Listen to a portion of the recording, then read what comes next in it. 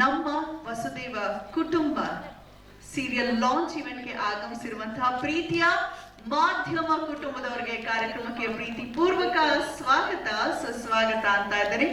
Star ಸುವರ್ಣ ವಾಹಿನಿಯ ಪರವಾಗಿ ತಮ್ಮೆಲ್ಲರನ್ನ ಪ್ರೀತಿಯಿಂದ ಸ್ವಾಗತಿಸ್ತಾ ಇದ್ದೇನೆ. ನಾನು ನಿರೂಪಕಿ ದಿವ್ಯಾ ಆಲೂರು. ಬಹಳ ಖುಷಿ ಅನ್ಸೋದು ಏನಂತ ಹೇಳಿದ್ರೆ, ಬಹಳಷ್ಟು ವರ್ಷಗಳಿಂದ ಸ್ಟಾರ್ ಸುವರ್ಣ ವಾಹಿನಿ ಯಾವುದೇ ಒಂದು ಕಾರ್ಯಕ್ರಮ ಸಾದರಪಡಿಸಿದ್ರು ಕೂಡ ಅದರಲ್ಲಿ ಒಂದು ಹೊಸತನವಿರುತ್ತೆ, ಒಂದು ವಿಶಿಷ್ಟ ರೀತಿಯಾದ ಶೈಲಿ ಅಡಕವಾಗಿರುತ್ತೆ. ಹಾಗಾಗಿಯೇ ಕರ್ನಾಟಕದ ಪ್ರತಿ ಮನೆಯಲ್ಲೂ ಬಹಳಷ್ಟು ಜನ ಅಭಿಮಾನಿಗಳಿದ್ದಾರೆ ನಮ್ಮ ಸ್ಟಾರ್ ಸುವರ್ಣ ವಾಹಿನಿಗೆ. ಮತ್ತಷ್ಟು ಮನ ಗೆಲ್ಲುವಂತಹ ಕಾರ್ಯಕ್ರಮಗಳು ಮುಂದಿನ ದಿನಗಳಲ್ಲೂ ಕೂಡ ಮೂಡಿ ಬರಲಿ. 12 ವರ್ಷ ಆಯ್ತು ಸ್ಮಾಲ್ ಸ್ಕೇಲ್ ಇಂಡಸ್ಟ್ರಿಲಿ ರಾರಾಜಿಸೋದಕ್ಕೆ ಸ್ಟಾರ್ಟ್ ಮಾಡಿ. ಸೊ ಹೀಗೆ ಮುಂದುವರಿಲಿ ನಿಮ್ಮ ಯಶಸ್ಸಿನ ಗಾಥೆ. ಈಗಾಗಲೇ ನಮ್ಮ ಸ್ಟಾರ್ ಸುವರ್ಣದ ನಂಬರ್ 1 ಸೀರಿಯಲ್ ಅಂತ ಕರೆಸ್ಕೊಳ್ತಿರುವಂತಹ ನಿನ್ನ ಜೊತೆ ನನ್ನ ಕಥೆ ಕೂಡ ನಡೀತಾನೆ ಇದೆ. ಪ್ಯಾರಲಲ್ ಆಗಿ ಈ ಒಂದು ಸೀರಿಯಲ್ ಕೂಡ ಲಾಂಚ್ ಆಗ್ತಿದೆ. Kudos to both of you. ನಿಮ್ದೇ ಬ್ಯಾನರು, ಕೋರಮಂಗಲ ಟಾಕೀಸ್. ಹೀಗೆ ಮುಂದುವರಿಲಿ. ಮೊದಲು ನಾನು ಶಿಲ್ಪಾ ಮೇಡಮ್ಗೆ ಥ್ಯಾಂಕ್ಸ್ ಹೇಳಬೇಕು. ನಮ್ದಿದು 4ನೇ ಸೀರಿಯಲು. ನಮ್ಮ ನಂಬಿ ಸೀರಿಯಲ್ ಕೊಟ್ಟಿದ್ದಕ್ಕೆ ತುಂಬ ಥ್ಯಾಂಕ್ಸ್ ಮೇಡಮ್. ರಾಜ್ ಸಾರ್ಗೂ ಥ್ಯಾಂಕ್ಸ್ ಹೇಳಬೇಕು. ಅವರು ಕೂಡ ನಮ್ಗೆ ಅಷ್ಟೇ ಪ್ರೋತ್ಸಾಹ ಕೊಟ್ಟರು. ಈಗ ವಸುದೇವ ಕುಟುಂಬ ಅನ್ನೋದೇನೆಂದರೆ ಒಂದು ಫ್ಯಾಮಿಲಿ ಸಬ್ಜೆಕ್ಟ್. ಇದು 4 ಜನ ಹೆಣ್ಮಕ್ಳ ಕತೆ. ಈ ನಾರ್ಮಲ್ ಥರ ಲವ್ ಸ್ಟೋರಿ ಏನು ಬೇಡ, ಸಾಕು ಎಲ್ಲ ಬಂದಿದೆ. ಈ ಒಂದು ಫ್ಯಾಮಿಲಿ ಸಬ್ಜೆಕ್ಟ್ ಮಾಡೋಣ ಅಂತ ಹೇಳ್ಬಿಟ್ಟು ಶಿಲ್ಪಾ ಮೇಡಮ್ ನಮಗೆ ಇದನ್ನು ಕೊಟ್ಟರು. ಮಿಡಲ್ ಕ್ಲಾಸ್ ಮನೆಯಲ್ಲಿ ಏನೇನು ನಡೆಯುತ್ತೆ, ಹೆಣ್ಮಕ್ಳು ಹೇಗೆ ಆಡ್ತಾರೆ, ಏನೇನು ಸಣ್ಣ ಸಣ್ಣ ಒಂದು ಸೂಕ್ಷ್ಮತೆಗಳನ್ನು ತೋರಿಸಿ ಮಾಡ್ತಾ ಇರೋ ಧಾರಾವಾಹಿ ಇದು. ಖಂಡಿತವಾಗ್ಲೂ ಇದು ಎಲ್ರಿಗೂ ಇಷ್ಟ ಆಗುತ್ತೆ ಅಂತ ಅನಿಸುತ್ತೆ. ಆಮೇಲೆ ಎಸ್ಪೆಷಲಿ ಇನ್ನೊಂದೇನೆಂದರೆ, ಅವಿನಾಶ್ ಅವರು 30 ವರ್ಷ ಆದಮೇಲೆ ಮಾಡ್ತಿರೋದು. ನಮಗೆ ಆ್ಯಕ್ಚುಲಿ ಮೊದಲು ತುಂಬಾ ಭಯ ಆಯಿತು, ಅವಿನಾಶ್ ಸರ್ ಅಂದರೆ ಹೆಂಗಪ್ಪ ಮಾಡೋದು ಅಂತ. ಅವ್ರು ಅಷ್ಟು ದೊಡ್ಡವರು, ನಾವು ಸೀರಿಯಲ್ಲಿರೋರು, ಹೆಂಗೆ ಇರುತ್ತೆ ಏನೋ ಅಂತ ಭಯ ಆಗೋದು ಮೊದಲನೇ ಸೀನ್ ಮಾಡಬೇಕಾದ್ರೆ. ಆಮೇಲೆ ಎಷ್ಟು ಕಂಫರ್ಟಬಲ್ ಕೊಟ್ಬಿಟ್ರು ಅಂದರೆ ನಮಗೇನು ಅನ್ನಿಸ್ಲೇ ಇಲ್ಲ, ಅಷ್ಟು ಕಂಫರ್ಟ್ ಆಗ್ಬಿಟ್ರು. ನಿರ್ದೇಶಕರ ನಟ ಅಂದರೆ ಹಿಂಗೆ ಇರ್ತಾರೆ ಅಂತ ನಮ್ಗೆ ಇವರು ನೋಡೇ ಗೊತ್ತಾಗಿದ್ದು. ಇಷ್ಟು ದೊಡ್ಡದಾಗಿ ಬೆಳೆದ್ರು ಹಿಂಗೆ ಇಷ್ಟು ಕಂಫರ್ಟಬಲ್ ಕೊಡ್ತಾರೆ. ಇದಕ್ಕೆ ಸೀನ್ಗಳು ಅಷ್ಟು ಚೆನ್ನಾಗಿ ಬರೋಕ್ಕೆ ಸಾಧ್ಯ ಆಯಿತು. ಅವ್ರು ಯಾವತ್ತೂ ನಮ್ಗೆ ಅದು ಫೀಲೇ ಕೊಡಲಿಲ್ಲ. ಹೇಗೆ ಹೇಳ್ತಿರೋ ಹಾಗೆ ಅವರು ಮಾಡೋರು. ಅದಂತೂ ಭಾರಿ ಖುಷಿ ಆಯಿತು. Thank you very much. Anjali madam ಅಷ್ಟೇ. ಅವಿನಾಶ್ ಸರ್ದು ಅಂಜಲಿ ಮೇಡಮ್ದು ಟಿ ವಿಲಿ ಸಿನಿಮಾದಲ್ಲಿ ನೋಡಿದ ನೆನಪು ನನಗೆ. ಇವತ್ತು ಅವ್ರು ಮತ್ತೆ ಪೇರ್ ಆಗಿದ್ದಾರೆ. ಭಾರಿ ಖುಷಿ ಆಯಿತು. ಇವರಿಬ್ಬರದು ಕಾಂಬಿನೇಷನ್ ಸೀನ್ ಅಂತೂ ತುಂಬ ಚೆನ್ನಾಗಾಯಿತು. ತುಂಬ ಇಷ್ಟಪಟ್ಟು ಮಾಡ್ತಿದ್ರು. ಇವರಿಬ್ಬರು ಒಂಥರ ರೋಲ್ ಮಾಡಲ್ ಥರ ಅನಿಸಿದ್ರು ಸೀರಿಯಲ್ಗೆ. ಇವ್ರು ನೋಡಿಕೊಂಡು ನಮ್ಮ ಹೆಣ್ಮಕ್ಳು ಕೂಡ ಇವ್ರನ್ನೇ ಪಾಲಿಸ್ಕೊಂಡು ಹೋಗ್ತಿದ್ದಾರೆ. ಭಾರಿ ಖುಷಿ ಆಯಿತು ಸೆಟ್ ನೋಡಿ.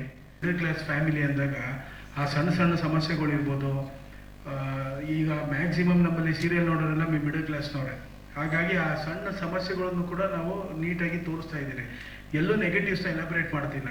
ಯಾವುದೇ ಸಮಸ್ಯೆ ಬಂದರೂ ಎಲ್ಲರೂ ಒಟ್ಟಿಗೆ ಸೇರಿಕೊಂಡ್ರೆ ಆ ಸಮಸ್ಯೆ ಹೆಂಗೆ ಸಾಲ್ವ್ ಮಾಡ್ಕೋಬೋದು ಅನ್ನೋದನ್ನು ನಾವು ಜಾಸ್ತಿ ಒತ್ತು ಕೊಟ್ಟು ತೋರಿಸ್ತಿದ್ದೀರಿ.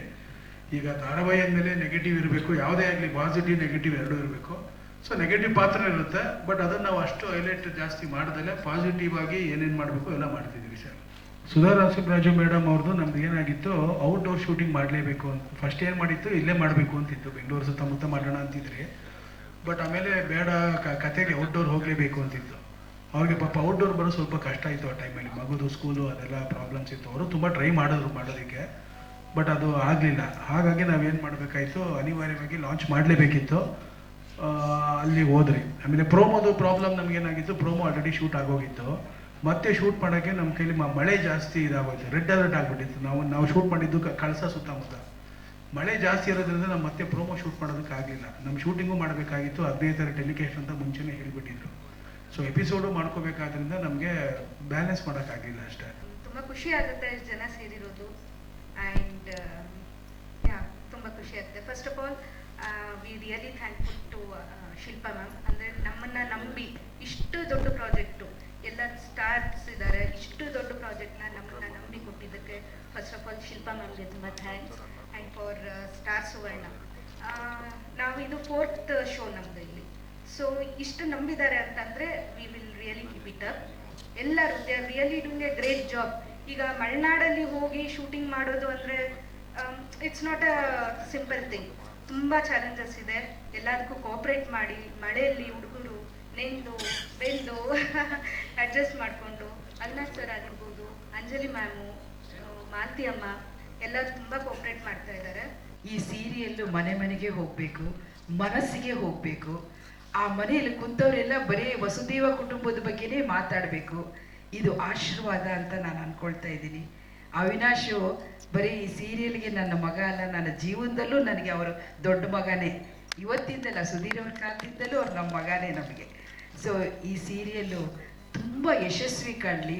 ಆಮೇಲೆ ಅನಿಲ್ ಸರ್ ಅವರ ಡೈರೆಕ್ಷನ್ ಇದೆಯಲ್ಲ, ನಾನು ಈ ರಂಗಕ್ಕೆ ಹೊಸಬಳು, ಆದರೂ ಏನೋ ನೋವು ಮಾಡ್ಕೊಳ್ಳೋದೆ, ಬೇಜಾರು ಮಾಡ್ಕೊಳ್ಳೋದೆ, ಡೈಲಾಗ್ ಹೇಳೋದ್ರಲ್ಲಾಗಲಿ ತಾಳ್ಮೆ ಇದೆಯಲ್ಲ, ಅದು ಭೂಮಿ ತೂಕದಷ್ಟು ತಾಳ್ಮೆ ಅವರಿಗಿದೆ. ಸೊ ಅವರನ್ನು ನಾನು ಯಾವತ್ತೂ ಗುರುಗಳ ಸ್ಥಾನದಲ್ಲೇ ನೋಡ್ತೀನಿ. ಆಮೇಲೆ ನಾವು ಕಲಾವಿದರು ನಮ್ಮನ್ನು ಹೇಗೆ ಉಪಯೋಗಿಸ್ಕೋಬೇಕು, ಹೇಗೆ ಅವ್ರ ಹತ್ರ ಕೆಲಸ ತಗೋಬೇಕು. ಕಲಾವಿದ್ರು ಅಂತಂದರೆ ನಾವು ಕಲಾವಿದರು ಮಾತ್ರ, ಅವ್ರ ಹತ್ರ ಏನು ಟ್ಯಾಲೆಂಟ್ ಇದೆ ಅಂತ ತಗೊಳ್ಳೋದು ಡೈರೆಕ್ಟ್ರಿಗೆ ಸಂಬಂಧಪಟ್ಟಿದ್ದು. ಅದನ್ನು ಅವರು ಚೆನ್ನಾಗಿ ಯೂಸ್ ಮಾಡ್ಕೊಳ್ತಾರೆ. ನಮಗೆ ಖುಷಿ. ನಮ್ಗೆ ಒಂದೊಂದ್ಸರಿ ನೆಗಡಿ ಆಗಿರುತ್ತೆ, ಆದರೂ ಓಡೋಗಿರ್ತೀವಿ. ಒಂದೊಂದ್ಸರಿ ಜ್ವರ ಮೈಯಲ್ಲಿರುತ್ತೆ, ಆದರೂ ಓಡೋಗಿರ್ತೀವಿ. ಯಾಕೆಂದರೆ ಆ ಕಲೆ ಅನ್ನೋದು ನಮ್ಮ ಉಸಿರು ಅಂದ್ಕೊಂಡಿರ್ತೀವಿ. ಸೊ ಆ ಉಸಿರನ್ನ ಹೇಗೆ ಅಳವಡಿಸ್ಕೋಬೇಕು ಅನ್ನೋದು ಡೈರೆಕ್ಟ್ರಿಗೆ ಮಾತ್ರ ಸಂಬಂಧ ಇರುತ್ತೆ. ಅದನ್ನು ಅನಿಲ್ ಸರ್ ತುಂಬ ಚೆನ್ನಾಗಿ ಮಾಡ್ತಾ ಇದ್ದಾರೆ. ಮತ್ತು ಮರ ಇದ್ದರೆ ಫಲ ತಿನ್ಬೋದು, ಮರನೇ ಕಡ್ದಾಕಿದ್ರೆ ಫಲ ತಿನ್ನಕ್ಕಾಗಲ್ಲ. ಹಾಗೆ ರೇಖಾ ಮೇಡಮು ಮರ ಇದ್ದಂಗೆ, ಪ್ರೊಡ್ಯೂಸರ್ ಇದ್ದಂಗೆ. ಸೊ ಅವರು ನಮಗೆ ಅನ್ನದಾತರಾಗಿದ್ದಾರೆ. ಅವರಿಗೆ ಯಾವತ್ತೂ ರಾಯರು ಆಶೀರ್ವಾದ ಸಿಗಲಿ ಅಂತ ಕೇಳ್ಕೊಳ್ತೀನಿ. ಜೈ ಹಿಂದ್. ತುಂಬ ಖುಷಿ ಆಗ್ತಿದೆ ನಮ್ಮ ಮಾಧ್ಯಮ ಮಿತ್ರರು ಎಲ್ಲರೂ ಇಷ್ಟು ಜನನು ಒಟ್ಟಿಗೆ ನೋಡಿ. ಇವತ್ತಂತೂ ನಮ್ಮನ್ನ ಇಂಟರ್ವ್ಯೂ ಮಾಡಕ್ಕೆ ಬಂದಾಗ ಒಬ್ಬರು ಇಬ್ಬರು ಕಾಣಿಸ್ಕೋತಾರೆ. ಇವತ್ತು ನಿಜವಾಗ್ಲೂ ನನಗೆ ಎಲ್ಲಿ ಮಿಸ್ ಆದರೆ ನನಗೆ ಲಾಸ್ ಆಗ್ತಿತ್ತು ಅನಿಸುತ್ತೆ. ನಿಮ್ಮನ್ನೆಲ್ಲ ಒಟ್ಕೊಂಡು ತುಂಬಾ ಸಂತೋಷ ಆಗ್ತಿದೆ ನನಗೆ. ಸ್ಟಾರ್ ಸುವರ್ಣ ಅದು ಒಂದು ನನಗೆ ಬಾಕಿ ಇತ್ತು ಮಾಡೋಕ್ಕೆ. Shilpa madam, thank you so much. ನನಗೆ ಪ್ರತಿ ಸಾರಿನೂ ನನ್ನ ಸಿಕ್ಕಿದಾಗ ಯಾವಾಗ ಆ್ಯಕ್ಟ್ ಮಾಡ್ತೀರಾ ಅಂತ ಕೇಳ್ತಿದ್ರು. 10 ಪಾತ್ರಗಳು ಆರಿಸಿ ಬಂದರೂ ನಾನು ಒಂದು ಒಳ್ಳೆ ಪಾತ್ರಕ್ಕೆ ಕಾಯ್ತಾ ಇದ್ದೆ. ಸ್ಟಾರ್ ಸುವರ್ಣ ಅಂದರೆ ಒಬ್ಬ ಸ್ಟಾರ್ನೇ ಕರ್ಕೊಂಡು ಬಂದಿದ್ದಾರೆ ಅವಿನಾಶ್ ಸರ್ನ, ಶಿಲ್ಪಾ ಮೇಡಮ್ ಅವರು. ಖುಷಿ ಆಗ್ತಿದೆ. ಅವಿನಾಶ್ ಸರು ನಾನು 32 ವರ್ಷಗಳಿಂದ ಸಿನಿಮಾದಲ್ಲಿ ಅಭಿನಯಿಸಿದ್ವಿ. ಒಂದು ತುಳು ಸಿನಿಮಾದಲ್ಲೂ ನಾವಿಬ್ಬರು ಜೋಡಿಯಾಗಿ ಆ್ಯಕ್ಟ್ ಮಾಡಿದ್ವಿ. ಆ್ಯಂಡ್ ನಾನು ಕಂಬ್ಯಾಕ್ ಆದಮೇಲೆ ಇಷ್ಟೊಂದು ಸೀರಿಯಲ್ಗಳು ಮಾಡಬೇಕಾದ್ರೆ ಈ ಸೀರಿಯಲಲ್ಲಿ ಇವ್ರ ಜೊತೆ ಆ್ಯಕ್ಟ್ ಮಾಡ್ತಾ ಇರೋದು ತುಂಬಾ ಖುಷಿ ಆಗ್ತಿದೆ. ಕಲಾವಿದ್ರಿಗೆ ಯಾವಾಗಲೂ ಎಷ್ಟು ಸೀರಿಯಲ್ ಮಾಡ್ತೀವಿ ಅನ್ನೋದು ಮುಖ್ಯ ಅಲ್ಲ, ಅವ್ರಿಗೆ ಯಾವ ಪಾತ್ರ ಸಿಗುತ್ತೆ ಅನ್ನೋದು ಮುಖ್ಯ. ಆ ಥರ ಪಾತ್ರಗಳು ಸಿಕ್ಕಿದಾಗ ಅದರಲ್ಲಿ ಆ್ಯಕ್ಟ್ ಮಾಡೋಕ್ಕೂ ಅವ್ರಿಗೆ ತುಂಬಾ ಉತ್ಸಾಹ ಇರುತ್ತೆ. ಅದೇ ಥರ ಈ ಪಾತ್ರ ನನಗೆ ತುಂಬಾ ಪದ್ಮ ಆಗಿ 4 ಜನ ಹೆಣ್ಮಕ್ಳ ತಾಯಿಯಾಗಿ ಈ ಪಾತ್ರ ನನಗೆ ತುಂಬ ಖುಷಿ ಕೊಟ್ಟಿದೆ. ನನಗೆ ಮೊದಲನೇ ಬಾರಿ ಸ್ಟಾರ್ ಸುವರ್ಣದಿಂದ ಕರೆ ಬಂತು. ನಾನು ಮೊದಲು ಕೇಳಿದ ಪ್ರಶ್ನೆ ಅವ್ರಿಗೆ, ಕತೆ ನಂದು ಪಾತ್ರ ಚೆನ್ನಾಗಿದೆಯಾ ಹೇಳಿ, ಕತೆ ಚೆನ್ನಾಗಿದೆ ಹೇಳಿ ಮಾಡ್ತೀನಿ ಅಂತ. ಆವಾಗ ರೇಖಾ ಮಾಮ್ ಕರೆದು ಕತೆ ಹೇಳಿದ್ರು. ತುಂಬ ಇಷ್ಟ ಆಯಿತು. ಕಲಾವಿದ್ರಿಗೆ ಯಾವಾಗಲೂ ಅದು ಹಸಿವಿರುತ್ತೆ, ಅದು ತೀರೋದೇ ಇಲ್ಲ ರೀ. ಅದ್ರಲ್ಲಿ ಮಾಡ್ತಿದ್ರಲ್ಲ ಸಾಕಲ್ವ ಇನ್ನೇನು ಅಂತಾರೆ. No, never. ಅದು ಡೆತ್ ಆಗೋವರೆಗೂ, ಕೊನೆ ದಿನದವರೆಗೂ ಬಣ್ಣ ಹಚ್ಚಬೇಕು ಅನ್ನೋ ಕನಸು ಯಾವಾಗಲೂ ಇರುತ್ತೆ. ನಾನು ಅಮ್ಮ ಮಧ್ಯಾಹ್ನ ಕೂತ್ಕೊಂಡ್ರೆ ಹಳೇ ಕಾಲದ ಕತೆಗಳೇ ತುಂಬ ಮಾತಾಡ್ಕೋತಾ ಇರ್ತೀವಿ. ಅವಾಗ ಹೇಗಿತ್ತು ನಮ್ಮ ಜರ್ನಿ, ಹೇಗಿತ್ತು, ಎಷ್ಟು ಚೆನ್ನಾಗಿತ್ತು. ನಿಮಗೆಲ್ಲ ಇದೆ, ಯಾಕೆ ಅಭಿನಯಿಸ್ತೀರಾ ಅಂತಾರೆ. ಹೊಟ್ಟೆ ಇವತ್ತು ಊಟ ಮಾಡಿದ್ದೀನಿ ಅಂದ ತಕ್ಷಣ ನಾಳೆ ನಾವು ಊಟ ಮಾಡಲ್ವಾ? ಮಾಡೇ ಮಾಡ್ತೀವಿ, ನಾಳೆನೂ ಊಟ ಅಲ್ವಾ? ಹಾಗೆ ಇದು ಹಸು ಕಲಾವಿದರಿಗೆ ತೀರೋದೇ ಇಲ್ಲ. ಇನ್ನೊಂದು ಪಾತ್ರ ಮಾಡೋಣ, ಇನ್ಯಾವುದಾದ್ರು ಒಂದು ಪಾತ್ರ ಮಾಡೋಣ ಅನಿಸ್ತಾ ಇರುತ್ತೆ. ಸೊ ತುಂಬಾ ಖುಷಿ ಆಗ್ತಿದೆ. ಸ್ಟಾರ್ ಸುವರ್ಣದಲ್ಲಿ ಒಂದು ಒಳ್ಳೆ ಪಾತ್ರ, ನನಗೆ ನನ್ನ ಕನಸಿನ ಪಾತ್ರ. ನಾನು ಏನು ಅನ್ಕೋತೀನಿ ಆ ಪಾತ್ರ ಸಿಕ್ಕಿದೆ ನನಗೆ. ನನಗೆ ನಿಜ ಜೀವನದಲ್ಲಿ 2 ಹೆಣ್ಮಕ್ಳು, ಇಲ್ಲಿ 4 ಜನ ಹೆಣ್ಮಕ್ಳು. ಬಟ್ ಈ ಪಾತ್ರದಲ್ಲಿ ನಾನು ಅಭಿನಯಿಸ್ಬೇಕಾದ್ರೆ ಪ್ರತಿ ಕ್ಷಣನೂ ನನಗೆ ನನ್ನ ಮಕ್ಳಿಗೆ ಏನು ಹೇಳ್ತಾರೆ, ಅಯ್ಯೋ ಬಂದರೆ ಲೇಟ್ ಆಯಿತು, ಎಷ್ಟೊತ್ತು ರೆಡಿ ಆಗ್ತೀರಾ, ಆ ಒಂದು ದಿನದ ಡೈಲಾಗು ನನಗೆ ಇವ್ರಿಗೆಲ್ಲ ಹೇಳುವಾಗ ನೆನಪಾಗ್ತಿರುತ್ತೆ. ಆಮೇಲೆ ಬೈಯೋದಿರ್ಬೋದು, ಏನು ಕಿರ್ಚ್ಕೋತೀರಾ, ನಿಮಗೆ ಬುದ್ಧಿ, ಎಲ್ಲ ಶಬ್ದಗಳು. ಆಮೇಲೆ ಬಟ್ಟೆಯಿಂದ ಇದೇನು ಬಟ್ಟೆ ಅಂತ ಹಾಕೊಂಡಿದ್ಯಾ, ಒಳ್ಳೆ ಜಾಲರ ಇದ್ದಂಗಿದೆ ನೋಡೋಕ್ಕೆ ಅಂತ ಏನು ನನ್ನ ಮಕ್ಳಿಗೆ ಹೇಳ್ತೀನೋ ಆ ಥರನೇ ಇಲ್ಲೂ ಆಗ್ತಾ ಇರುತ್ತೆ. ಒಂದು ಕುಟುಂಬ ಆಗಿದ್ದೀವಿ ನಾವು ತುಂಬ ಅದ್ಭುತವಾಗಿ. ಇಡೀ ಒಂದು ನಮ್ಮ ಡೈರೆಕ್ಟರ್ ಸರ್ಗೆ ಹೇಳಬೇಕಂದ್ರೆ, ನಾನು ಮೊದಲನೇ ದಿನ ಹೋದಾಗ ಏನು ಮಾಡ್ತಾರೋ ಏನೋ, ನಾವು ಪ್ರತಿದಿನ ನಾವು ಎಷ್ಟೇ ಅಭಿನಯಿಸಿರಲಿ, ನಟಿ ಆಗಿರಲಿ, ಯಾರೇ ಆರ್ಟಿಸ್ಟ್ ಆದರೂ ಎಲ್ಲೇ ಒಂದು ಮೊದಲನೇ ದಿನ ಬರ್ಬೇಕಾದ್ರೆ ನಮ್ಮಲ್ಲಿ ಒಂದು ಸಣ್ಣ ಭಯ ಇರುತ್ತೆ. ಹೇಗಪ್ಪ ಅಂತ ನಾವು ಅಭಿನಯಿಸ್ಬೋದು, ಕ್ಯಾಮ್ರಾ ಹೊಸದಲ್ಲ, ಆರ್ಟಿಸ್ಟಾಗಿ ಹೊಸಬಳಲ್ಲ, ಕಲಾವಿದರು ಹೊಸಬಳಲ್ಲ, ಬಟ್ ಆ ಭಯ ಇರುತ್ತೆ. ಆ ಭಯ ನಾವು ಹೋಗ್ಲಾಡಿಸಿದ್ದು ನಮ್ಮ ಅನಿಲ್ ಸರ್. ಇಲ್ಲ, ನನಗೆ ವೆರಿ ಕಂಫರ್ಟಬಲ್ ಡೈಲಾಗ್ ಹೇಳೋಕ್ಕಾದ್ರೆ. ಯಾಕಂದರೆ ನಾವೆಲ್ಲ ಏನು ಮಾಡ್ತೀವಿ, ಕೆಲವು ಡೈಲಾಗ್ನ ಮತ್ತೆ ಪ್ರಶ್ನೆ ಮಾಡ್ತೀವಿ.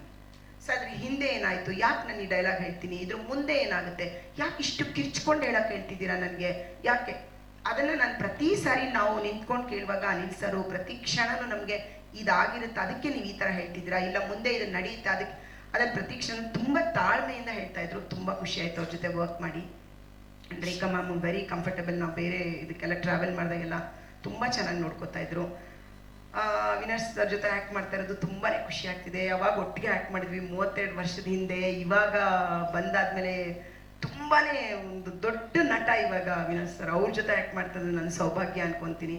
ಅವ್ರ ಸೆಟ್ಟಲ್ಲಿ ಅವ್ರ ಟೈಮಿಂಗ್ಸು, ಅವ್ರ ಡೈಲಾಗ್ ಡೆಲಿವರಿ, ಅವ್ರ ತಾಳ್ಮೆ, ಆಮೇಲೆ ಯಾವತ್ತೂ ನನಗೆ ಅವ್ರ ಸೆಟ್ಟಲ್ಲಿ ಇವತ್ತಿಷ್ಟು ಬೆಳೆದು ಬಿಟ್ಟಿದ್ದೀನಿ, ದೊಡ್ಡ ನಟ ಆಗಿದ್ದೀನಿ ಅಂತ ನನಗೆ ಅನಿಸೇ ಇಲ್ಲ. 4ವರಲ್ಲಿ ಅವರು 4ವರಾಗಿರ್ತಾರೆ. ಸರ್ ಏನು ಹೇಳ್ಕೊಟ್ರು ಕೂಡ ನನಗೆ ಗೊತ್ತು ಅಂತ ಹೇಳಲ್ಲ, ಡೈರೆಕ್ಟ್ ಹೇಳಿದ್ನ ಹೌದಾ ಇದನ್ನು ಮಾಡಬೇಕಾ ಮಾಡ್ತೀನಿ ಅಂತಾರೆ. ಡೈರೆಕ್ಟು ಒಂದು 3 ಟೇಕ್ ಆದಮೇಲೆ ಇನ್ನೊಂದು ಏನಾದರೂ ಬೇಕು ಅಂದರೂ ಕೆಲವರಲ್ಲಿ ನೋಡಿರ್ತೀವಿ ನಾವು, ನನಗೆ ಗೊತ್ತು ಅನ್ನೋದಿರುತ್ತೆ, ಅವ್ರ ಮುಖ ಭಾವನೆಗಳಲ್ಲಿ ಆ ಥರದ್ದು ಏನೂ ಕಾಣಲ್ಲ. ಅದು ನನಗೆ ತುಂಬಾ ಖುಷಿ ಕೊಟ್ಟಿದೆ. ಯಾವಾಗಲೂ ನಾವು ಆ್ಯಕ್ಟ್ ಮಾಡಬೇಕಾದ್ರೆ ಸೆಟ್ಟಲ್ಲಿ ಎಲ್ಲ ಕಲಾವಿದ್ರ ಜೊತೆಯಾಗಿ ಆ ಒಂದು ಬಾಂಧವ್ಯ ಇರಬೇಕು. ಅಭಿನಯಿಸ್ಬೇಕಂದ್ರೆ ಒಬ್ಬರ ಜೊತೆಲಿ ಆ ಒಂದು ಬಾಂಧವ್ಯ ನನಗೆ ಈ ಸೆಟ್ಟಲ್ಲಿ ಸಿಕ್ಕಿದೆ. ತುಂಬ ಚೆನ್ನಾಗಿದೆ, ಕಥೆನೂ ಚೆನ್ನಾಗಿದೆ, ನಮ್ಮ ಪಾತ್ರಗಳು ಚೆನ್ನಾಗಿದೆ. ನನ್ನ ಪಾತ್ರ ಚೆನ್ನಾಗಿದೆ ಅಂತ ಹೇಳಲ್ಲ, ನಮ್ಮ ಪಾತ್ರಗಳು ತುಂಬ ಚೆನ್ನಾಗಿದೆ. ಎಲ್ಲರಿಗೂ ಪ್ರೀತಿ ಪ್ರೇಮ ಅದನ್ನೇ ನೋಡಿ ಅಂತಿದ್ರು. ಖಂಡಿತ ಇವತ್ತು ರೀಚ್ ಆಗೋದು ನಾನು ಮಾಡಿರೋ ಸೀರಿಯಲ್ಗಳು, ನಾನು ಬೇರೆ ಬೇರೆ ಚಾನಲ್ ಸೀರಿಯಲ್ ಆ್ಯಕ್ಟ್ ಮಾಡ್ತಾ ಇದ್ದೀನಿ. ಎಲ್ಲ ಒಂದು ವಿಷಯಗಳ ಬಗ್ಗೆ ಚರ್ಚೆ ನಡೆದಾಗ ಎಲ್ಲರಲ್ಲೂ ಬರೋದು ಕುಟುಂಬ ಅಂತ ಒಂದು ನಡೆದ್ರೆ, ಈಗ ಯಾರಾದ್ರೂ ಏನೋ ಮಾಡ್ಕೋ ಇದೇನು ಕತೆ ಬರ್ದಿದ್ದಾರೆ ನಿಜ ಜೀವನದಲ್ಲಿ ನಡೆಯುತ್ತಾ ಅಂತ ಪ್ರಶ್ನೆ ಕೇಳ್ತಾರೆ. ಸೊ ಈ ಸೀರಿಯಲಲ್ಲಿ ಪ್ರತಿದಿನ ಆ್ಯಕ್ಟ್ ಮಾಡಬೇಕಾದ್ರೂ ನನ್ನೊಳಗೆ ಅಯ್ಯೋ ನಮ್ಮ ನಾದಿನಿ ನನಗೆ ಈ ಥರ ಹೇಳಿದ್ದಲ್ಲ, ಅಯ್ಯೋ ನಮ್ಮ ಅತ್ತೆ ಹೀಗೆ ಬೈದಿದ್ರು ನನಗೆ, ನಿನ್ನ ಗಂಡ ನಿನಗೆ ದುಡ್ದಾಗ್ತಾ ಇದ್ದಾನೆ ಅಂತಿದ್ರು. ನಾನು ಅವ್ರ ಪ್ರಶ್ನೆ ಕೇಳಿದ್ರೆ ನನಗೆ ಮಾತ್ರ ದುಡ್ದಾಗ್ತಾ ಇದ್ದಾರೆ, ನಿಮಗೆ ದುಡ್ದಾಗ್ತಾ ಇಲ್ವಾ ನಿಮ್ಮ ಮಗ ಅಂತ. ಆ ಡೈಲಾಗ್ ಬಂದಾಗ ನನಗೆಲ್ಲೋ ಒಂದು ಕಡೆ ಹಂಗೆ ಅನ್ಸಕ್ಕೆ ಶುರುವಾಗುತ್ತೆ. ಆ ಥರ ಪ್ರತಿಯೊಬ್ಬ ಕುಟುಂಬಕ್ಕೂ ಕನೆಕ್ಟ್ ಆಗುತ್ತೆ, ಒಂದು ಸೀನ್ ಕೂಡ ಕನೆಕ್ಟ್ ಆಗುತ್ತೆ. ಹೀರೋಯಿನ್ ಒಂದು ನೆಗೆಟಿವ್ನೇ ಲೇಡೀಸ್ನ ನೆಗೆಟಿವ್ ಮಾಡ್ತಾರೆ. ಖಂಡಿತ ಅದು ನನಗೂ ತುಂಬಾನೇ ಅನಿಸುತ್ತೆ. ನಾನು ಯಾವಾಗಲೂ ವಾದ ಮಾಡ್ತಾ ಇರ್ತೀನಿ, ಇದೇ ಥರ ಗಂಡಸರು ಕ್ವೈಟಾಗಿ ಮನೇಲಿ ಅದಕ್ಕೆ ಹೋಗ್ಬಿಟ್ಟು ಎಲ್ಲ ಪಾರ್ಕಲ್ಲಿ ಕುತ್ಕೊಂಡ್ಬಿಡ್ತಾರೆ. ಇವಾಗ ಅತ್ತೆ ಸೊಸೆ ಜಗಳ ಆಡ್ಕೊಳ್ಳಿ, ಅದಕ್ಕೆ ನಾದಿನ ಜಗಳ ಆಡ್ಕೊಳ್ಳಿ ಅಂತ. ನಾನು ಪಾರ್ಕಿಗೆ ಹೋದಾಗ ಒಂದೊಂದು 10-20 ಗಂಡಸರು ಕುತ್ಕೊಂಡು ನಾನು ವಾಕ್ ಮಾಡ್ಬೇಕು. ಅಯ್ಯೋ ಇವಳೇನೋ ಹಾಲು ಸೀರಿಸ್ಬಿಟ್ಟಿದ್ದಾಳಂತೆ, ಮನೇಲಿ ಜಗಳಪ್ಪ, ನಾನು ಬೇಗ ಹೊರಟ್ಬಿಟ್ಟೆ ನನ್ನ ಪಾರ್ಕಿಗೆ ಅಂತ ನನ್ನ ಕಿವಿಗೆ ಬೀಳ್ತಾ ಇರುತ್ತದು. ಓ ಹೌದಾ, ನಾವು ಅಭಿನಯಿಸ್ತೀವಿ, ನಿಜವಾಗ್ಲೂ ನಡೀತಾ ಇದೆಯಾ ಇದು ಅಂತ ನನಗೆ ಅನ್ಕೊಳ್ತಾ ಇರ್ತೀನಿ. ಆ ಥರ ನೀವು ಕೇಳ್ತಾ ಇದ್ರು ಸರ್. ಇವಾಗ ಖಂಡಿತ ಜಗಳ ಅನ್ನೋದು ಶುರುವಾಗೋದು ಇದು ಸಣ್ಣದಾಗಿ ಹೆಣ್ಣಿಂದಲೇ ಅನ್ಸುತ್ತೆ ನನಗೆ. ಪಾಪ ನಾನು ಗಂಡಸ್ಗಳಿಂದ ಅಂತ ಹೇಳಲ್ಲ, ಹೆಣ್ಮಕ್ಳಿಬ್ರು ಸುಖವಾಗಿ ಮನೇಲಿದ್ರೆ ಆ ಗಂಡಸು ನೆಮ್ಮದಿಯಾಗಿರ್ತಾರೆ ಅನ್ಸುತ್ತೆ. ಅವರು ಎಲ್ಲರ ಜೊತೆನೂ ಚೆನ್ನಾಗಿರ್ತಾರೆ. ಅವಾಗ ಅಮ್ಮನ ಜೊತೆನೂ ಚೆನ್ನಾಗಿರ್ತಾರೆ, ಅತ್ತೆ ಸೊಸೆ ಹೆಂಡತಿ ಜೊತೆನೂ ಚೆನ್ನಾಗಿರ್ತಾರೆ. ನಾನು ತಿಳಿದು ನಾನು ನೋಡಿರೋ ವಿಷಯನ ಹೇಳ್ತಾ ಇದ್ದೀನಿ. ಸೊ ನೀವು ಕೇಳ್ತಾ ಇದ್ರಿ ಮನೇಲಿ ಆ ಥರ ಒಂದು ಘಟನೆ ಮಾಡುವಂಥವ್ರು, ಒಂದು ಪಾತ್ರಧಾರಿಗಳು. ನೀವು ಸ್ಕ್ರೀನ್ ಮೇಲೆ ಮಾತ್ರ ಒಂದು ವಿಲನ್ ಇರ್ತಾಳೆ, ಅವಳು ಕೆಟ್ಟವಳಾಗಿರ್ತಾಳೆ, ಅವಳಿಂದ ಕತೆ ನಡೆಯುತ್ತೆ. ಒಂದು ಹೆಣ್ಣನ್ನ ವಿಲನ್ ಮಾಡಿ ಆ ಸೀರಿಯಲ್ನ ಮುಂದೆ ತರ್ತಾರೆ, ಅದಿಲ್ಲ. ನಿಜ ಜೀವನದ ಮನೆಗಳಲ್ಲೂ ಆ ಥರ ಇದ್ದಾರೆ. ನಿಜ ಜೀವನದ ಮನೆಯಲ್ಲೂ ನಾನು ಯಾರಿಗೂ ಕೆಟ್ಟವಳಾಗಿರ್ತೀನಿ, ನಮ್ಮ ಮನೇಲಿ ನನಗೆ ಯಾರೋ ಇನ್ನೊಬ್ರು ಕೆಟ್ಟವಳಾಗ್ತಾರೆ. ನಾನು ಇವ್ರಿಗೆ ಒಳ್ಳೆಯವ್ರಾದ ತಕ್ಷಣ ನಮ್ಮ ಮನೇಲಿ ಇನ್ಯಾರಿಗೂ ಒಳ್ಳೆಯವಳಾಗಕ್ಕಾಗಲ್ಲ. ನಮ್ಮ ಮನೇಲಿ 5 ಪಾತ್ರ ಇದೆ, ಆ ಪಾತ್ರದಲ್ಲಿ ಇಬ್ಬರಿಗೆ ನಾನು ತುಂಬ ಒಳ್ಳೆಯವಳಾಗ್ತೀನಿ, ಇನ್ನೊಬ್ರಿಗೆ ಒಳ್ಳೆಯವಳಾಗಲ್ಲ. ಸೊ ಮನೆಗಳಲ್ಲೇ ಆ ಪಾತ್ರಗಳಿದೆ. ಆ ಪಾತ್ರನೇ ಇವಾಗ ನಾವು ಕತೆ ಥರನೇ ತೋರಿಸ್ಬೇಕಂದ್ರೆ ಆ ಪಾತ್ರನ ತೋರಿಸ್ಲೇಬೇಕಾಗತ್ತೆ. ಅದನ್ನ ಆ ಪಾತ್ರನ ತೋರಿಸೋದಕ್ಕೆ ಆ ಥರ ಎಲ್ಲೋ ಒಂದು ಕಡೆ ಹೆಚ್ಚಾಗುತ್ತೆ. ಒಂದ್ಸರಿ ತೀರಾ ಒಂದ್ ವಿಷಯಗಳು ಓವರ್ ಆಗುತ್ತೆ ಅನ್ಸುತ್ತೆ. ಬಟ್ ಹೆಣ್ಣಿಂದ ಶುರುವಾಗದಂತ ಮನೆಗಳಲ್ಲಿ ಸತ್ಯ ಸರ್. ಒಂದು ನೆಗೆಟಿವ್ ಇದ್ದೇ ಇರುತ್ತೆ ಪಾತ್ರ ಮಾತ್ರ ಮನೇಲಿ ಸರ್. ತುಂಬಾ ಕೇಳ್ತಾ ಇರ್ತೀನಿ, ತುಂಬಾ ಹೇಳಿದ್ರೆ ಇವಾಗ ನನಗೆ ರಾಮಾಚಾರ್ಯಲೇ ಹೇಳ್ತಾ ಇದ್ರು ಸರ್, ಇಷ್ಟು ಪ್ರೀತಿ ಮಾಡ್ತಾರೆ, ನಿಜ ಜೀವನದಲ್ಲಿ ಇವ್ರು ಯಾರು ಇರ್ತಾರೆ ಈ ಥರಪ್ಪ ಅಂತ. ಜನ ಏನಾಗುತ್ತೆ ಗೊತ್ತಾ, ಬೆಸ್ಟ್ ತೋರಿಸ್ದಾಗೂ ಅಲ್ಲೊಂದು ಚುಕ್ಕಿನಿಡ್ತಾರೆ, ತುಂಬಾ ನೆಗೆಟಿವ್ ತೋರಿಸ್ದಾಗೂ ಅಲ್ಲೊಂದು ಚುಕ್ಕಿರ್ತಾರೆ. ನಮ್ಮ ಜೀವನದಲ್ಲಿ ಈ ಪುಟ ಓದುವಾಗ ಒಂದೇನೋ ವಿಷಯ ಬಂದಾಗ ನೆಕ್ಸ್ಟ್ ಪುಟದಲ್ಲೂ ಅದೇ ಇರುತ್ತೆ ಅಂತ ನಾವು ಅನ್ಕೊಳಕ್ಕಾಗಲ್ಲ. ಆ ಪುಟದಲ್ಲಿ ಇನ್ನೇನೋ ಒಂದು ಬೇರೆ ಇರುತ್ತೆ. ನಾವು ಮೊದಲೇ ಅನ್ಕೋಬೇಕಾದ್ರೆ ನಮ್ಮ ಜೀವನದಲ್ಲಿ ನಮ್ಮ ಮನೆಗಳಲ್ಲೇ ನಡೆಯುತ್ತೆ ಆ ಥರ. ನಾನು ಅಷ್ಟು ಚೆನ್ನಾಗಿ ನೋಡ್ಕೊಂಡು ಯಾಕೆ ಇವ್ರು ಈ ಥರ ಮಾಡಿದ್ರೆ ಅಂತ ನಮ್ಮಲ್ಲೇ ಪ್ರಶ್ನೆ ಇರುತ್ತೆ. ಅದನ್ನೇ ಕತೆ ಮಾಡ್ತಾರೆ, ಅದನ್ನೇ ಸೀನ್ ಮಾಡ್ತಾರೆ, ಅದನ್ನೇ ಜನಕ್ಕೆ ತೋರಿಸ್ತಾರೆ, ಅಷ್ಟೇ. ಅದೇ ನಡೆಯೋದು. ಅಂದರೆ ಇದು ಸೀರಿಯಲ್ ಟೋಟಲಿ ಪ್ರತಿ ಫ್ಯಾಮಿಲಿ ನಡೆಯುವಂಥದ್ದು. ಮನೇಲಿ ತುಂಬ ಇಷ್ಟ ಆಗಿದೆ, ಎಲ್ಲರಿಗೂ ಇದು ಇಷ್ಟ ಆಗುತ್ತೆ. ಎಲ್ಲರನ್ನೂ ಕೇಳ್ಕೊತೀನಿ, ದಯವಿಟ್ಟು ಈ ಸೀರಿಯಲ್ನ ನೋಡಿ. ಐ ಥಿಂಕ್ 28 ವರ್ಷಗಳ ಹಿಂದೆನೋ ಮಾಯಾಮೃಗ ಅಂತ TN ಸೀತಾರಾಮ್ ಅವ್ರ ಸೀರಿಯಲಲ್ಲಿ, ಆಗ ನನಗೆ ಆ ಸೀರಿಯಲ್ನಲ್ಲಿ ನನ್ನ ಹೆಂಡತಿ ಸಿಕ್ಕಿದ್ಲು ಮಾಳವಿಕಾ. ಸೊ ಅಲ್ಲಿ ನಾವು ಮದುವೆ ಆಗಿತ್ತು. 28 ವರ್ಷ ಆದಮೇಲೆ ಈಗ ಮತ್ತೆ ವಸುದೇವ ಕುಟುಂಬದಲ್ಲಿ ಮಾಡ್ತಾ ಇದ್ದೀನಿ. ಇವಾಗ ಹೆಂಡತಿ ಸಿಗೋಕೆ ಸಾಧ್ಯ ಇಲ್ಲ. ಹಾಗಾಗಿ ನನಗೆ ಅದ್ಭುತವಾದ 4 ಮಕ್ಕಳು ಸಿಕ್ಕಿದ್ದಾರೆ. ಒಳ್ಳೆ ನಿರ್ದೇಶಕರು, ನಿರ್ಮಾಪಕರು. ಅಂಜಲಿ ಅವ್ರ ಜೊತೆ ಎಷ್ಟೋ ವರ್ಷಗಳನ್ನು ಮತ್ತೆ ನಟನೆ ಮಾಡ್ತಾ ಇದ್ದೀನಿ. ಮಾಲತಿ ಅಮ್ಮ ಸಿಕ್ಕಿದ್ದಾರೆ. ಎಲ್ಲವೂ ಒಂದು ರೀತಿ ಪಾಸಿಟಿವ್ ನನಗೆ. ಹಾಗಾಗಿ ನಾನು ಇಲ್ಲೊಂದು ಬಹಳ ಪಾಸಿಟಿವ್ ಪಾತ್ರ, ವಸುದೈವ ಕುಟುಂಬ ಅಂದರೆ 4 ಜನ ಹೆಣ್ಮಕ್ಳು. ಎಲ್ಲರಿಗೂ ಗಂಡು ಮಕ್ಕಳು ಬೇಕು ಅನ್ನೋ ಕಾಲದಲ್ಲಿ ಹೆಣ್ಮಕ್ಳು ಇಟ್ಕೊಂಡು ಹೆಣ್ಮಕ್ಳನ್ನೇ ಗಂಡು ಮಕ್ಕಳ ಥರ ಬೆಳೆಸ್ತೀನಿ. ಅವರ ಜೀವನದ ಆಸೆನೇ ನನ್ನ ಆಸೆ. ಅವ್ರಿಗೆ ಏನು ಬೇಕೋ ಅದನ್ನು ನಾನು ಮಾಡ್ತೀನಿ, ಅದನ್ನು ಪೂರೈಸ್ತೀನಿ. ಅಪಾರವಾದ ಪ್ರೀತಿಯನ್ನು ತೋರಿಸಿ ಮಕ್ಕಳನ್ನು ಬೆಳೆಸಿ, ಅವನ ಕೆಲ ಆಗದೆ ಇದ್ದಾಗ ಅವನ ಹೆಂಡತಿ ಅದನ್ನೆಲ್ಲ ತಗೊಂಡು ಗಂಡನ ಆಸೆಗಳನ್ನೆಲ್ಲ ಪೂರೈಸುವಂಥ ಒಂದು ಕತೆ ಬಹಳ ಇಷ್ಟ ಆಯಿತು. ಸುಮಾರು ಜನ ನನಗೆ ಬಂದು ಕೇಳಿದ್ರು, ಮುಂಚೆ ಸುಮಾರು ಚಾನಲ್ಗಳು ಬಂದು ಕೇಳಿದ್ದಾರೆ ಪಾತ್ರ ಮಾಡಿ ಸರ್ ಅಂತ. ನನಗೆ ಯಾಕೋ ಆ ಸೀರಿಯಲ್ ಫಾರ್ಮ್ಯಾಟ್ಗಳಲ್ಲಿ ನನಗೆ ಅಭ್ಯಾಸ ಇಲ್ಲ, ಬರ್ತೋಗಿತ್ತು. ತುಂಬ ವರ್ಷ ಸಿನಿಮಾದಲ್ಲಿ ಬೆಳೆದಲ್ಲಿ ಪೂರ್ತಿ ನಾನು. ಹಾಗಾಗಿ ಇಲ್ಲ ಅಂತ ಹೇಳ್ತಾ ಇದ್ದೆ. ಬಂದು ಕೇಳಿದಾಗ ಈ ಸೀರಿಯಲ್ಗೆ ಅದೇನಾಯ್ತೋ ಗೊತ್ತಿಲ್ಲ, 1-2 ಸರಿ ಹಾ ಹೋ ಅಂದ್ಬಿಟ್ಟು ಕಡೆಗೆ ಹೌದು ಅಂದ್ಬಿಟ್ಟೆ. ಆದರೆ ನನಗೆ ಈ ಚಾನಲ್ನಲ್ಲಿ ನನಗೆ ಸಿನಿಮಾದಲ್ಲಿ ಏನು ಕಂಫರ್ಟ್ಸ್ ಕೊಟ್ಟಿದ್ದಾರೋ ಎಲ್ಲವನ್ನೂ ಇಲ್ಲಿ ಕೊಡ್ತಾ ಇದ್ದಾರೆ. ಆದ್ದರಿಂದ ನಾನು ಏನನ್ನು ಮಿಸ್ ಮಾಡ್ಕೊಳ್ತಾ ಇಲ್ಲ. ಹಾಗಾಗಿ ನಿರ್ದೇಶಕ ಅನಿಲ್ ಅವ್ರ ಬಗ್ಗೆ ಹೇಳಬೇಕು. ಯಾಕೆಂದರೆ ಬಹಳ ತಾಳ್ಮೆಯ ಒಂಥರ ಪ್ರತಿರೂಪ ಅಂತಂದರೆ ಅನಿಲ್ ಅವರು. ಯಾಕೆಂದರೆ ನಾನು ಒಪ್ಕೋತೀನಿ, ನಾನು ಈ ಫಾರ್ಮ್ಯಾಟ್ಗೆ ಹೊಂದ್ಕೊಳ್ಳೋದಕ್ಕೆ ಭಾಳ ಕಷ್ಟ ಆಯಿತು ನನಗೆ. ತುಂಬ ಕಿರ್ಚಾಡ್ತಿದ್ದೆ ಶೂಟಿಂಗಲ್ಲಿ, ಗಲಾಟೆ ಮಾಡ್ತಾ ಇರ್ತೀನಿ, ಎಲ್ಲವನ್ನೂ ಮಾಡ್ತಾ ಇರ್ತೀನಿ, ಯಾವುದೂ ಇಲ್ಲ ಅಂತ ಹೇಳೋದಿಲ್ಲ. ಆದರೂ ಎಲ್ಲವನ್ನೂ ತಡ್ಕೊಂಡು ಯಾವುದನ್ನು ಮಾತಾಡದೆ ರೇಖಾ ಅವರಾಗಲಿ ಅನಿಲ್ ಅವರಾಗಲಿ ನಮ್ಮ ಮ್ಯಾನೇಜರ್ಗಳಾಗಲಿ ನನ್ನ ಕೋಪ ತಾಪ ಎಲ್ಲ ತಡ್ಕೊಂಡು ನನ್ನ ತುಂಬ ಚೆನ್ನಾಗಿ ನೋಡ್ಕೊಂಡಿದ್ದಾರೆ. ಪಾತ್ರದ ವಿಚಾರದಲ್ಲಿ ಬಹಳ ನನಗೆ ಇಷ್ಟವಾದ ಪಾತ್ರ ಇದು. ಯಾಕೆಂದರೆ ಯಾವಾಗಲೂ ನಮಗೆಲ್ಲ ಒಂದು ರೀತಿಯ ದೇವರ ಸ್ಥಾನ ಅಂದರೆ ತಂದೆ ತಾಯಿನೇ. ಸೊ ಎಲ್ಲೋ ಆ ತಂದೆಯ ಪಾತ್ರ ನನಗೆ ಸಿಕ್ಕಾಗ ಎಲ್ಲೋ ನನ್ನ ತಂದೆಯ ನೆನಪು, ನಮ್ಮ ತಂದೆ ನನಗೆ ಹೇಗಿದ್ರು, ನಮ್ಮನ್ನೆಲ್ಲ ಹೇಗೆ ನೋಡ್ಕೊಂಡ್ರು, ಅದನ್ನ ನಾನಿಲ್ಲಿ ಅಳವಡಿಸ್ಕೊಂಡು ಪಾತ್ರದಲ್ಲಿ ತರಬಹುದೇನೋ ಒಂದು ಆಸೆ ಆಯಿತು. ನಿಜವಾಗ್ಲೂ ತುಂಬ ಇಷ್ಟವಾದ ಪಾತ್ರ ನನಗೆ ಇದು. ನಾನು ಪೂರ್ತಿ ಇರದೇ ಇರ್ಬೋದು, ಬಟ್ ನನಗೆ ಬಹಳ ಇಷ್ಟವಾದಂಥ ಪಾತ್ರ. ಅಂಡ್ ಸುಮಾರು ತುಂಬ ಚೆನ್ನಾಗೇ ಬಂದಿದೆ ಅಂತ ಅನ್ಕೊಳ್ತೀನಿ. ಯಾಕೆಂದ್ರೆ ನಾನು ಹೇಳಬಾರ್ದು ಅದನ್ನ. ಜೊತೆಗೆ ಅಂಜಲಿ ಅವರು ಬಹಳ ಚೆನ್ನಾಗಿ ನಟಿಸ್ತಾ ಇದ್ದಾರೆ. ಮಕ್ಕಳುಗಳು ಅದ್ಭುತವಾಗಿ ಆಕ್ಟ್ ಮಾಡ್ತಾ ಇದ್ದಾರೆ. ಎಲ್ಲರೂ ಬಹಳ ಒಳ್ಳೆ ನಟರು, ಎಲ್ಲರೂ ಚೆನ್ನಾಗಿ ಮಾಡ್ತಾ ಇದ್ದಾರೆ. ಆಕ್ಚುಲಿ ನಿಜವಾಗ್ಲೂ ಒಂದು ಎಲ್ಲೋ ಒಂದು ಸಿನಿಮಾ ಶೂಟಿಂಗ್ ಸೆಟಪ್ ಅಂತಲೇ ಅನಿಸ್ತಾ ಇಲ್ಲ ಇದು ನನಗೆ.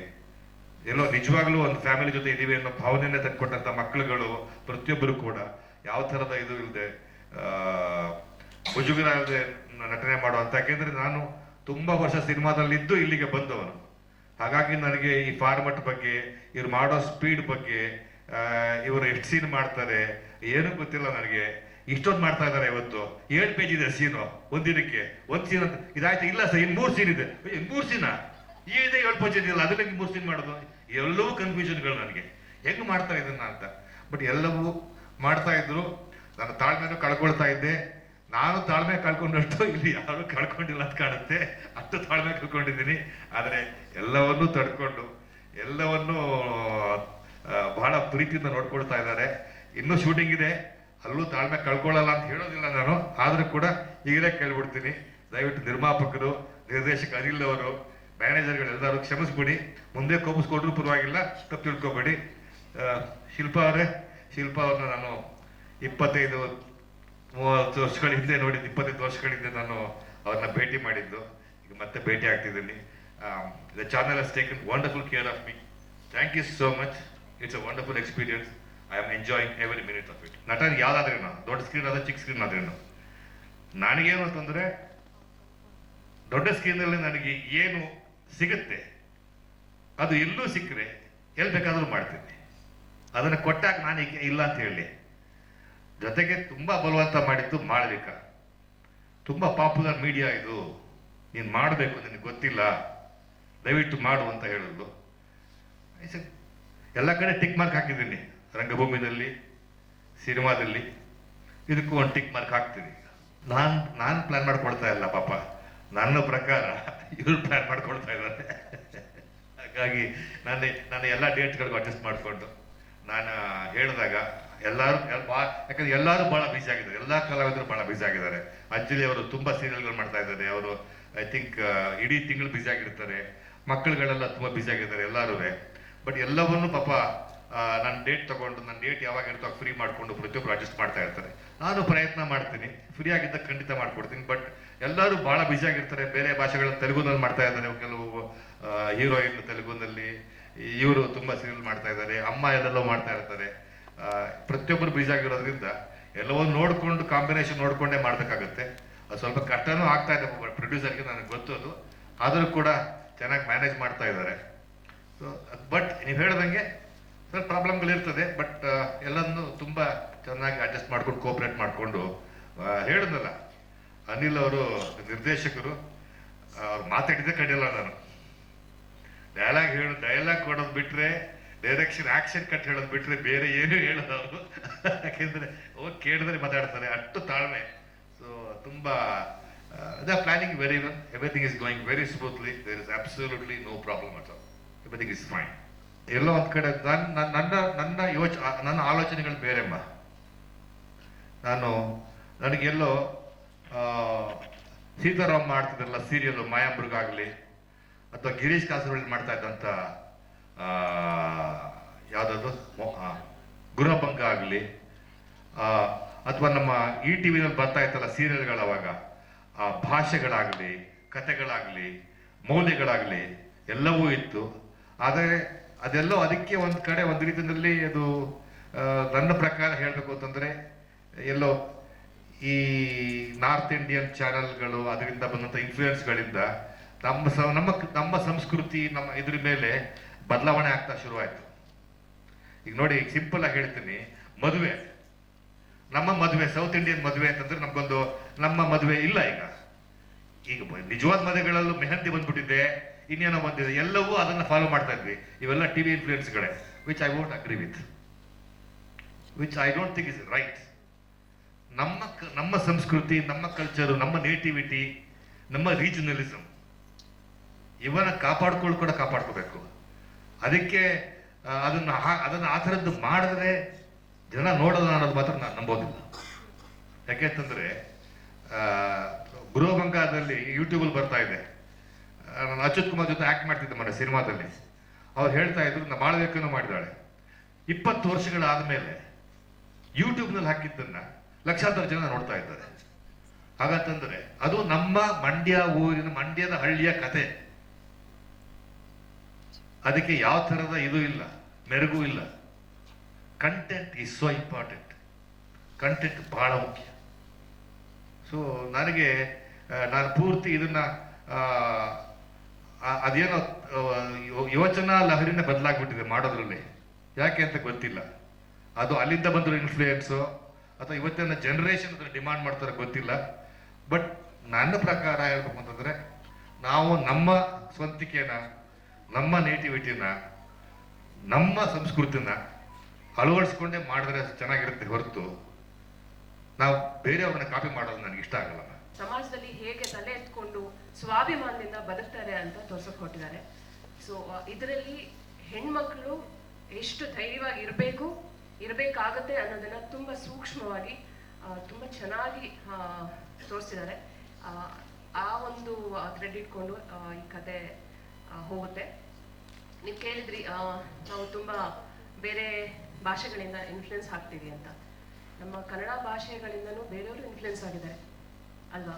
This is nothing wrong. ಅಂದ್ರೆ ಒಳ್ಳೆದನ್ನ ತಗೊಳ್ಳೋದ್ರಲ್ಲಿ ಯಾವ ಭಾಷೆ ಆದ್ರೇನು, ಯಾವ ಅದಕ್ಕೇನು ಲಿಮಿಟೇಷನ್ಸ್ ಇರಬಾರ್ದು ನಾನು ಅನ್ಕೊಂತೀನಿ. ಇವಾಗ ನಾವು ಒಂದು ಕಲಿಯೋದೇ ಇರ್ಬೋದು, ಅದು ಯಾರಿಂದ ಕಲ್ತ್ರೆ ಏನು, ಒಳ್ಳೇದಿದ್ರೆ ಕಲಿಯೋಣ, ಒಳ್ಳೇದಿದ್ರೆ ತಗೊಳ್ಳೋಣ.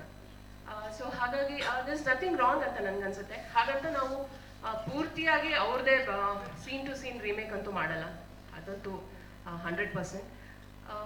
ಕತೆ ಅಂದ್ರೆ ಅಲ್ಲಿ ಏನೋ ಒಂದು ಥ್ರೆಡ್, ಒಂದು ಮೂಲ ಕಥೆಯಲ್ಲಿ ನಮ್ಗೆ ಇಷ್ಟ ಆಗಿರೋದು ನಾವು ತಗೊಂಡಿರ್ತೀವಿ. ಉಳಿದಿದ್ದೆಲ್ಲ ನಮ್ಮ ನೇಟಿವಿಟಿಗೆ ತಕ್ಕ ಹಾಗೆ ನಾವು ಅದನ್ನ ಬಳಸ್ಕೋತೀವಿ. ಭಾಷೆ ಆಗಿರ್ಬೋದು, ಊರಾಗಿರ್ಬೋದು, ಎಲ್ಲಾನು ನಮ್ಮ ನೇಟಿವಿಟಿಗೆ ತಕ್ಕ ಹಾಗೆ ನಾವು ಅದನ್ನ ಬದಲಾಯಿಸ್ಕೊಂತ ಹೋಗ್ತೀವಿ. ಹಾಗೆ ಕಥೆನೂ ಅಷ್ಟೇ, ಆ ಒಂದು ಮೇನ್ ಥ್ರೆಡ್ ಅನ್ನೋದು ಬಿಟ್ರೆ ಬೇರೆ ಎಲ್ಲೂ ನಾವು ಅದನ್ನ ತುಂಬಾ ಅದೇನೇ ಮಾಡಕ್ ಹೋಗೋದಿಲ್ಲ. ಸೊ ಅಷ್ಟೇ, ಅದು ರೀಮೇಕ್ ಅನ್ನೋದ್ರ ಬಗ್ಗೆ ನಾನು ಅಷ್ಟೇ ಹೇಳಕ್ ಇಷ್ಟಪಡ್ತೀನಿ. ಇನ್ನು ಈಗ ನಾನು ಬಿಗ್ ಬಾಸ್ ಆದಮೇಲೆ 1 ವರ್ಷ ಆಯಿತು, ಇವಾಗ ಈ ಪ್ರಾಜೆಕ್ಟ್ ಮಾಡ್ತಾ ಇದ್ದೀನಿ. ಕಾರಣ ಏನು ಅಂತಂದರೆ, ಒಬ್ಬ ಕಲಾವಿದನಿಗೆ ಪಾತ್ರ ಎಷ್ಟು ಮುಖ್ಯ ಆಗುತ್ತೋ ಹಾಗೆ ಪ್ರೊಡಕ್ಷನ್ ಹೌಸು ಅಷ್ಟೇ ಮುಖ್ಯ ಆಗುತ್ತೆ. ಪಾತ್ರ ಎಷ್ಟೇ ಒಳ್ಳೇದಿರ್ಬೋದು, ಅದಕ್ಕೆ ತಕ್ಕ ಹಾಗೆ ಸಪೋರ್ಟ್ ಮಾಡಲಿಲ್ಲ ಅಂದರೆ ಪ್ರೊಡಕ್ಷನ್ ಹೌಸು, ಆ ಪಾತ್ರ ಸತ್ತು ಹೋಗುತ್ತೆ. ರೈಟರಿಂದ ಹಿಡಿದು ಟೆಕ್ನಿಷಿಯನ್ಸ್, ಕ್ಯಾಮ್ರಾಮ್ಯಾನು, ಡೈರೆಕ್ಟ್ರು, ಪ್ರೊಡ್ಯೂಸರು ಎಲ್ಲರೂ ತುಂಬ ಮ್ಯಾಟ್ರ್ ಆಗ್ತಾರೆ. ನಮ್ಮ ಒಂದು ಏನಂತ ಈ ಚಲನಚಿತ್ರ ಮಾಡೋದಿರೋ ಒಂದು ಪ್ಯಾಷನ್ ಇಟ್ಕೊಂಡು ಮಾಡಬೇಕು. ಇಲ್ಲಿ ದುಡ್ಡಿಗಿಂತ ಹೆಚ್ಚಾಗಿ ನಮ್ಮ ಪ್ಯಾಷನ್ ತುಂಬ ಮ್ಯಾಟ್ರ್ ಆಗುತ್ತೆ.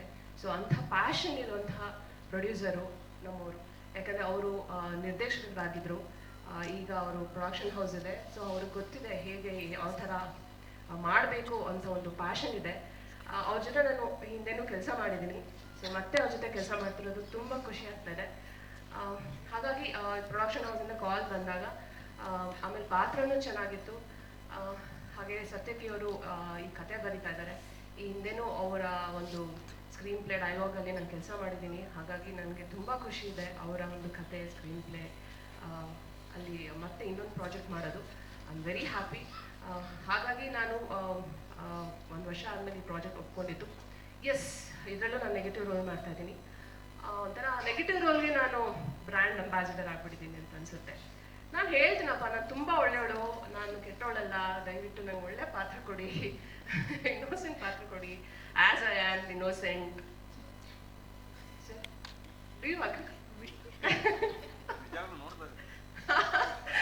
ಏನು ಅದೇ ಅದಕ್ಕೆ ಕೇಳ್ತಾನೆ, ಡು ಯು ಅಗ್ರಿ ಅಂತ. ಇಲ್ಲ, ಅದು ನಮಗೆ ಕೆಲಸದ ಬಗ್ಗೆ ಯಾವಾಗ ತುಂಬಾ ಪ್ರೀತಿ ಇರುತ್ತಲ್ವಾ, ಅವಾಗ ನಾವು ತುಂಬಾ ಪ್ರಶ್ನೆ ಕೇಳ್ತೀವಿ, ತುಂಬಾ ಫ್ರಸ್ಟ್ರೇಟ್ ಆಗ್ತೀವಿ. ಅಂದ್ರೆ ಚೆನ್ನಾಗಾಗ್ಬೇಕು ಅನ್ನೋ ಒಂದು ಉತ್ಸಾಹ ಇರುತ್ತಲ್ವಾ, ಅಷ್ಟಕ್ಕೋಸ್ಕರ ನಾವು ಅಷ್ಟೊಂದು ಪುಷ್ ಮಾಡೋದು. ಡೈರೆಕ್ಟರ್ ಇರ್ಬೋದು, ಪ್ರೊಡ್ಯೂಸರ್ ಇರ್ಬೋದು, ಸಹ ಕಲಾವಿದರು ಹಿಂಗ್ ಮಾಡೋಣ ಹಂಗ್ ಮಾಡೋಣ. ಎಸ್ಪೆಷಲಿ ನಾನು ಸ್ವಲ್ಪ ಜಾಸ್ತಿ ಮೂಗು ತೋರಿಸ್ತೀನಿ, ಯಾಕಂದ್ರೆ ಚೆನ್ನಾಗಾಗ್ಬೇಕು ಅಷ್ಟೇ.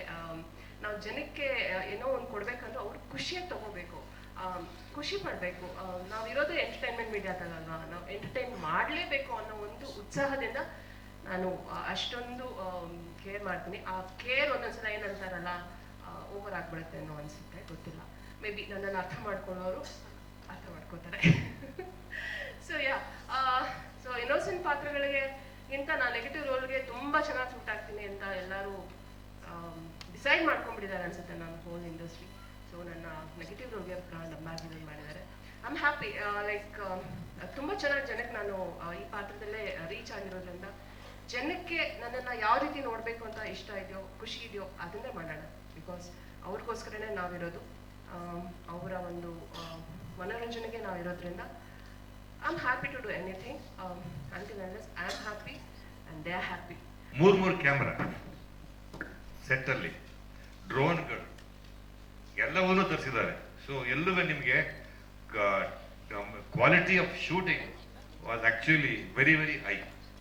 ನಾನು ನೋಡಿರಲಿಲ್ಲ ಸೀರಿಯಲ್ಗಳಲ್ಲಿ 3 ಕ್ಯಾಮ್ರಾಗಳನ್ನು, ಡ್ರೋನ್ಗಳನ್ನು ಎಲ್ಲವನ್ನು ಉಪಯೋಗಿಸ್ತಾ ನಾನು ಸೀರಿಯಲ್ ಹೇಳ್ಬೋದು. ನಾನು ಆ್ಯಕ್ಚುಲಿ ನಾನು ಮಾಡ್ತಿರ್ಬೇಕಾದ್ರೆ ಸಿನಿಮಾ ಮಾಡ್ದಂಗೆ ಇತ್ತು, ಅದನ್ನು ಹೇಳೋದು ಮರ್ತ್ಬಿಟ್ಟಿದ್ದು, ಅದಕ್ಕೆ ಹೇಳಿದೆ.